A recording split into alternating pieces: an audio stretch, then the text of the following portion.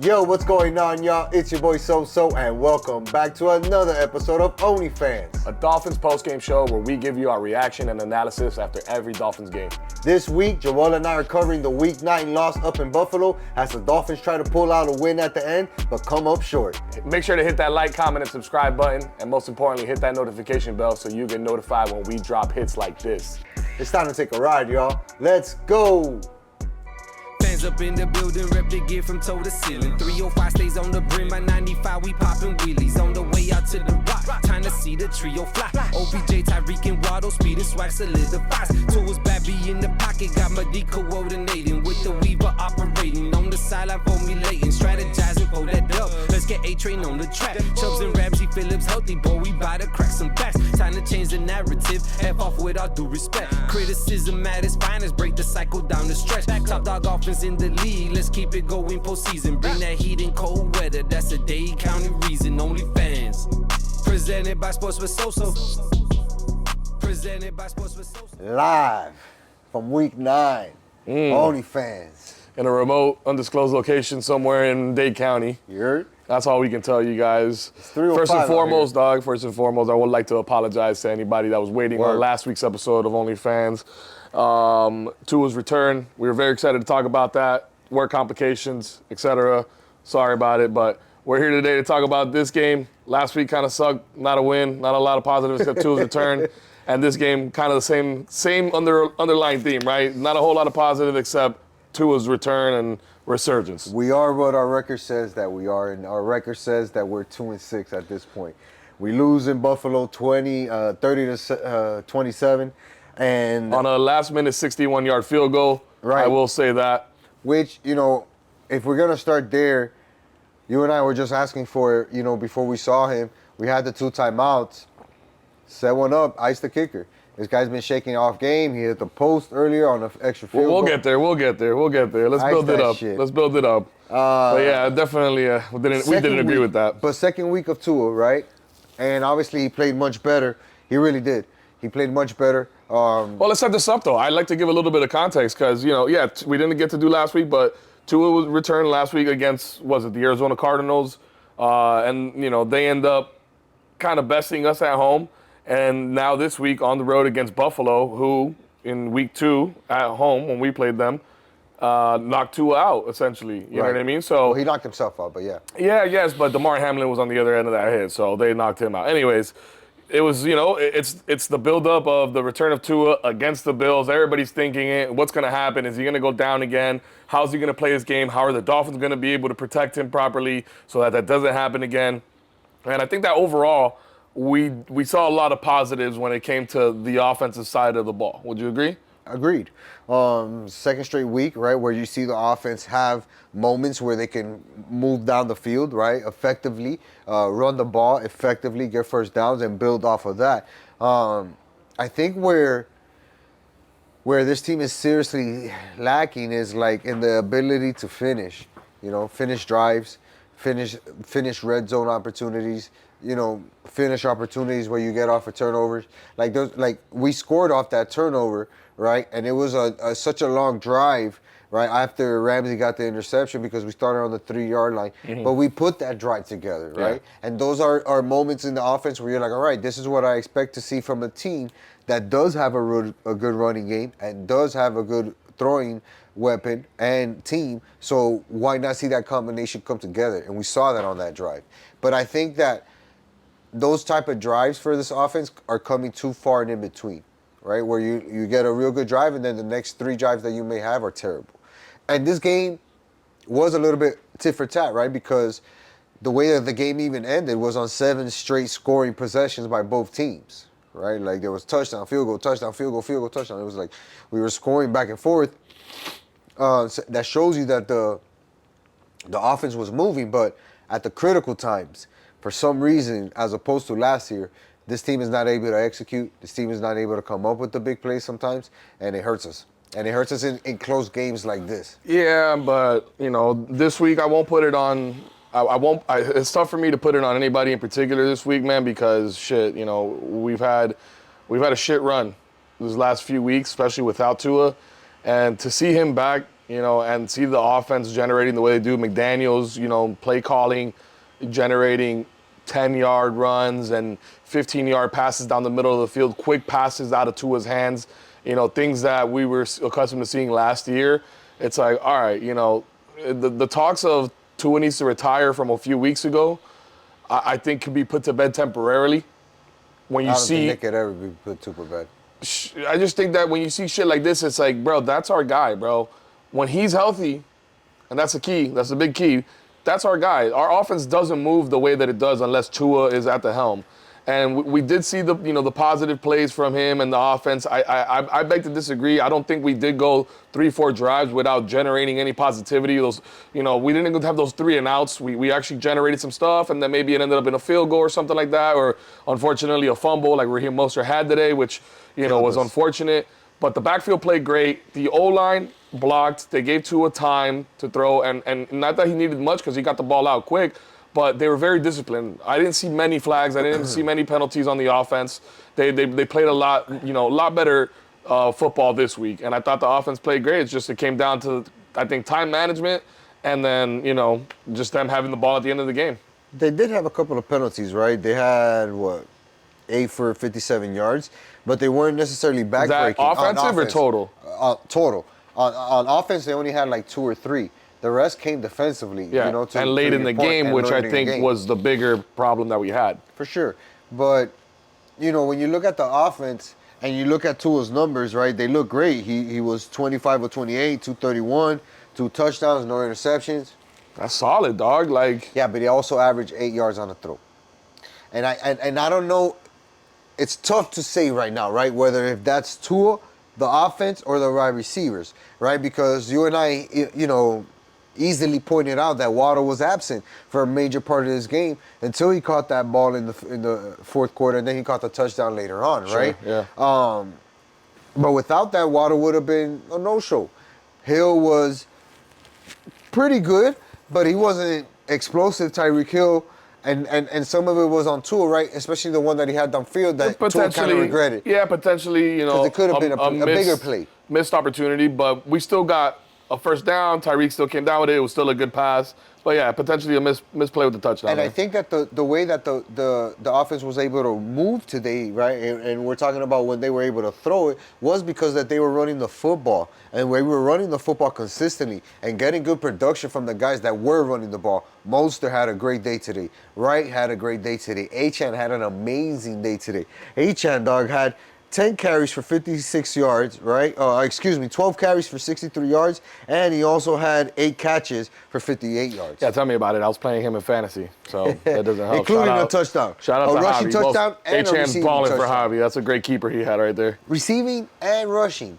So, yeah, you have guys who are explosive, right? And you and I were even talking about, like, the combo that we're going to see with Jalen Wright and Achane in the future. It's like, fuck, that shit is crazy. However, it's not translating into sparks that lead us to get into on fire, that lead us to get into wildfire. We're not there. And at 2-6, right? Yeah, you can point to those last 2 games and say, well, we've offensively played better. Yup. Have we been the same offense from last year? No. But all things aside, our record, it's 2-6, and we haven't won the games. We haven't won the games. And one of them was against a beatable opponent. How do we look against this Buffalo team? All right, maybe we're not on their level, so we can walk away with our heads held high a little bit, right? After losing on a 61-yard field goal to end the game. Okay, I get that. But still, you had a chance to win that game, and you didn't take that opportunity. And the biggest one was that Raheem Mostert one. We gave him back the momentum, and we had the momentum. On the fumble? Yeah. Yeah, it sucks because he broke. He got like the first down too, and then at the end of the play, they made a hell of a defensive play punching that football out, bro. For sure. So that's a tough one there. He bounced back. They got him back in there, and he got a couple more runs. But I don't know, man. What do you think the Dolphins could have done differently in this game? This game literally came down to a 61-yard field goal from a guy that has been shaky at best, throwing 2 off the goalpost for extra points. One of them didn't go in. One did go in. The only thing I probably would have done differently was maybe ice him. I think we both agreed on that. Was McDaniels not using one of the 2 timeouts to potentially ice the guy. Bang, he makes that one. Now he's in his head. Can he do it again? At least a chance. You have the timeouts. Don't just go out like that. Right. But what else would you have done differently? There's two things that are glaring to me, right? And I wonder if anybody else really noticed this. And this is crazy to even say because the amount of tackles that we had today, but that just shows you how we had to play. We missed a lot of tackles. Facts. Especially the first and second contact, right? Where the guy gets there, gets broken down, second guy gets there, and he's getting dragged for another 2-3 yards. We can't have that. And I don't care who's playing on defense. If you're the first guy on scene, your job is to make the hit and slow him down. Second guy comes and cleans up the tackle. Shouldn't be anything more than that. And we did not see that a lot today. I don't know if it's because Buffalo has better offensive talent than we do or bigger guys, but those guys were fighting for yardage. Our guys weren't. We pointed out that one specific play in the first half where Jonnu caught it, and he could have got the first down, and he didn't because he went straight down. And that guy was hanging on him. He's a big wide receiver. He's 6'8", 6'9". Dog, push that guy down. Stretch the ball out at least. Stretch the ball out. Do something. You know, use your size, use your power. That's when I'm like, that's the second thing. I don't think that we play with enough physicality. We're quick, we're hard. Our running backs definitely do play with physicality, but I don't know if the rest of the guys play with physicality. Because we saw multiple times where we were running that stretch play to the outside where we're depending on whoever's lining up in that wide receiver position to be at the end and block, or the tight end to block, and those dudes were getting blown up all day by Buffalo. Credit to Buffalo, right, and their guys for blowing it up, but when how bad do you want it? And especially if you're trying to turn around your season, knowing that you're 2-5 and you need to win this game. Yeah, man, I get it. We lost, and there's nothing, at the end of the day, that's the main number, the main statistic that matters. But dog, I'm happy with the way these guys played today, bro. Honestly, I'm thinking back, like Jalen Ramsey with the pick that he had was an insane pick. They were right there in the goal line, about to score, and that was a big momentum change for us. We saw our rookie first-round pick, Chop Robinson, have his first career sack in this game, stepping up big. Zach Sealer, Emmanuel Ogba, Sealer was out today. Calais Campbell. Campbell played well. A couple guys. Yeah, Sealer was out, my mistake. But, a lot of these guys played good, man. It just really, what it came down to, and the only thing I would do differently is two things. At the very end of the game, we didn't run enough clock, that we scored kind of quickly, and it's kind of like one of those situations where, like, damned if you do, damned if you don't, because we needed to score. So, like, if you take all the time and don't score, then, like, what did you do all that for, But we gave Josh Allen way too much time, in my opinion, number one. And then number two, in that possession that he had, we were so close to, getting him to go 3 and out and potentially punting it for us to have a game-winning drive. And then we come up with a couple bad penalties. Chop Robinson, who I just mentioned, shouting him out, had, an offsides call. He got a little excited and bid on the hard count, and he just jumped.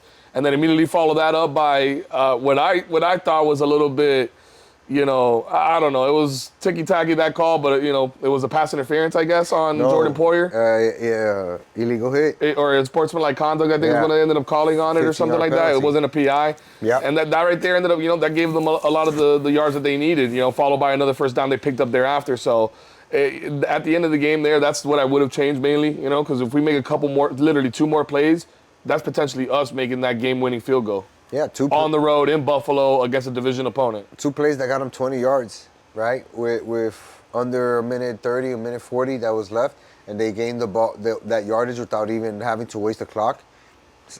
That's on us, and that just shows you where we're at this point with this Dolphins team, right? There's never the moment of constant good things happening. Right, we got a good pressure. We were doing well in that last drive, and then Chop gets the sack, and it's like, all right, awesome, and then boom, next play, from him celebrating it, and I made this point. You did. I made this point out. It was his first career sack, bro, on Josh Allen on the road. I get it, but how are you not going to take a moment to celebrate that? Give the kid some slack. Job at hand, dog. The job's not done. I get it. You got, especially being the rookie, dog. Especially being the rookie, knowing you haven't done shit. Because the guy that you just got, A, number one, stepped into you, and B, was because the pocket was collapsing around him. So yeah, you were there. It's not like you made an amazing play. Just keep going. Go after the next play, right? And I think that's the difference. I think that's the difference between a team like Buffalo, a team like ours. Ours, we have guys that are out to prove themselves. Buffalo, it seems like a team that is on a mission to win something that they've never won before. And they won a close game against a team that, could have beat them at home, but they found a way to do it. And not because they have a great record against us, no, because they were able to make the smarter plays down the end of the game to give themselves a chance to win it. And back to the McDaniel thing, listen, there are a lot of things that we could criticize about him, and we will and are going to criticize about him. But his lack of awareness in some situations is really starting to get the best of him, dog. He's really starting to get the best of him. And I feel like this is one of those situations where you can either really help yourself out in the season or really hurt yourself by doing small things. Things that you go back and at the moment the game is over, that you're going to go shake the other coach's hand, you're already regretting those decisions in your mind. And I'm sure that McDaniel has them. Yeah. How does he bounce back from that? What do you do now for the rest of the season when you're 2-6 and your chance of making the playoffs is pretty much zero? And you have a lot of questions being asked about yourself, your quarterback, the guys that are getting big paychecks. You want to talk about guys making money, guys who kind of did whatever they could. Tyreek Hill, Jalen Waddle, we mentioned him earlier, but Tyreek Hill, 4 catches, 80 yards. Jonnu Smith, 5 catches, 46 yards. Raheem Mostert, 2 catches, 32 yards. Beckham, 3 catches, 15 yards. And Waddle, 2 catches, -4 yards, because on that last play, he decided to run back 30 yards to end the game. Crazy. Where's the urgency? Where's the mental state of this team? It's not in a good place. Obviously, the losing does not help that, and it compounds it. But that's Mike McDaniel's job. That's your job, to go out there and make the most out of this situation. To go out there and really put ourselves in a position where we can do something smart and try to win this game. So, now we're 2-6. We lose again to Buffalo on the road. We know we're going to face the second half of the season that's going to be rough. What do we do? What are we playing for? I think we're just going out there to compete, bro, at the very least, to disrupt the rest of the league and to not go out like punks, dog. Like, this is a team that I think is still going to be, for the most part, going to be together next year, and I think that you're still playing for the future, bro. I think that, today was the most entertaining loss that we've seen all year, let's be honest, and that's not saying much because the losses, they hurt, especially over and over and over again. It would be if we were 2-6. But the trend, you know what I mean? The trend is, I'll tell you this one doesn't hurt as much as last week does. I hear you. Last week against Arizona at home hurt more than this week on the road in Buffalo, man. This was an exciting game. I get it. The juxtaposition from week 2, man, what happened, I was at that game, barely remember it, but I was there when Tua went down and how it took the air out of the whole stadium, dog, and it was there goes our season. You know what I mean? Everybody was saying this guy's gonna have to retire after that, and to see him come back last week and slide and everybody got the cheer and all that, and then now this week making the right moves, making the right decisions. There was one questionable 4th down where he rushed it, and thank you, DeMar Hamlin, for not going in to finish him and whoever else was there, because we need our guy. Besides that, he played great, man. He played a great game. I thought, the running game looked good. It just comes down now to that defense, man. The defense that I was talking about in the first, few weeks when Tua was out, that was holding it down and couldn't get anything from the offense. Now you're getting the offense that we were looking for, Papa. Yeah. Now we need to do more on defense, and that Ramsey turnover, that's what we want. We need bigger stops late. It doesn't have to be a turnover, but we got to get that stop late in the game on Josh Allen. Force him to go, 4th and long and make them make a decision, when we have all our timeouts at that point, but we had plenty of opportunities, dog, and that's why I think, we are what the record says that we are. Yeah. We're a 2-6 team. There's no reason to really overrate any part of this team, whether it's offensively, defensively, or on special teams. Do we have players that are playing well and excelling this season individually in those departments? For sure, right? There's no way you can discount that because you can see the production on the field from those guys. But as a whole, there's a lot of flaws in this team. And it's not gonna get corrected. It's not gonna get corrected where we're gonna go on an amazing run and make a big difference here. We gotta figure out from this point forward, right? What is it that we want to look like? Do we want to look like a running team? Are we gonna run the ball 20, 30 times? Okay, cool. I'm cool with that because as long as we're getting the production from the guys that we're getting production from, minus that fumble from Mostert.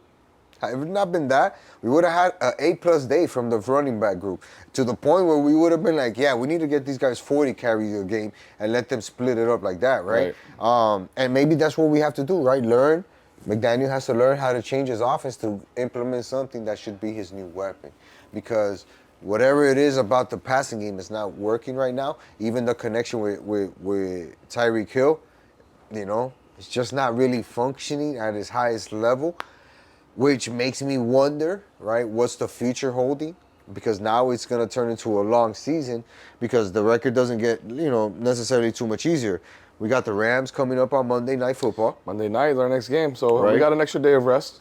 Then after that, but we do got to travel out west. Home against Las Vegas, home against the Patriots, and then it gets tough from there. On the road to Green Bay, home against the Jets, at Houston, home against the Niners, at Cleveland, at New York. It's not an easy schedule to close out the year.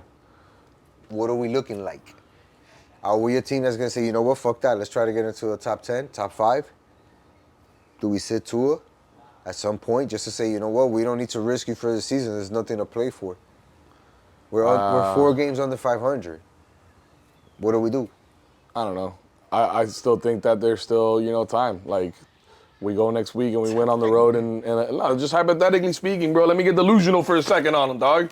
But we go there on the road and we win. Now we're what, 3-6? Yeah. Then the following week we got a beatable. Who'd you mention there? Raiders team. A beatable Raiders team at home. And a beatable Patriots. We go 4-6. But you will. Patriots 5-6. Now we're at 1 game behind 500. Hear me out. Now this is where the schedule starts to get tough. We got to go on the road and face Green Bay. I think we could beat those guys too. No. So if we win out, we have a chance at the playoffs. Let's be real. No, we don't. No, we don't. Because wild card, backdoor wild card. Because we are the bad team. We are the bad team that those teams are looking forward to and saying, this is the team that we get to play. I don't think this week. so. Not after today, especially, bro. We're back. We're back. There's nobody. We're back. Yeah, right. There's no team, especially in the AFC East. There's no team that is looking at us and saying, yeah, there's no way we can't beat those guys. We're extremely beatable. I don't think that, bro. Whether we beat ourselves or they beat us, we're extremely beatable right now this year. We need to put a lot of things together, right?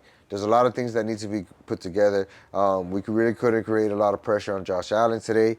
The tackling that I mentioned was very, very, very poor.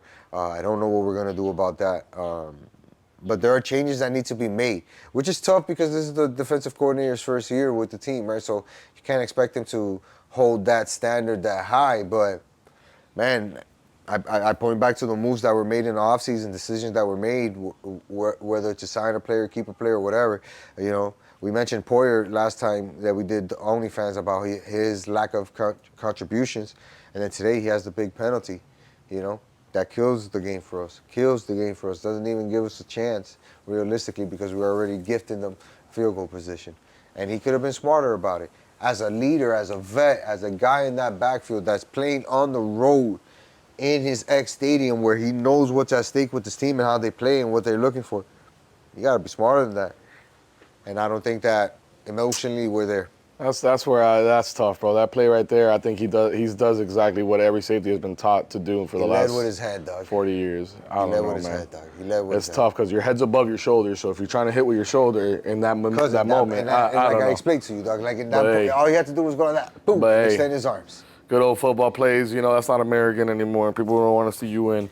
Hey, man, you know what? It's still my team, dog. I'm still here rocking with them, day one shit. For sure. And I think that's why we made the OnlyFans shirt this year in all black. We made them just like this in the black one. No orange, no teal this year, just black because the season's pretty much over. And, we're going to be mourning it week to week to week. So what you can do is hit us up on Instagram. We got the large and the extra large on sale. For those special orders, hit me up on the side and I got you. But we're going to make sure to get those out for you. $30 a shirt. Holla at your boy. We're going to get them mailed out to you. Holla. OnlyFans, baby, the blacked out version. Got to get it now because guess what? After next year, we're going to make a different color and you're going to be stuck. So these are collectible items. Holla.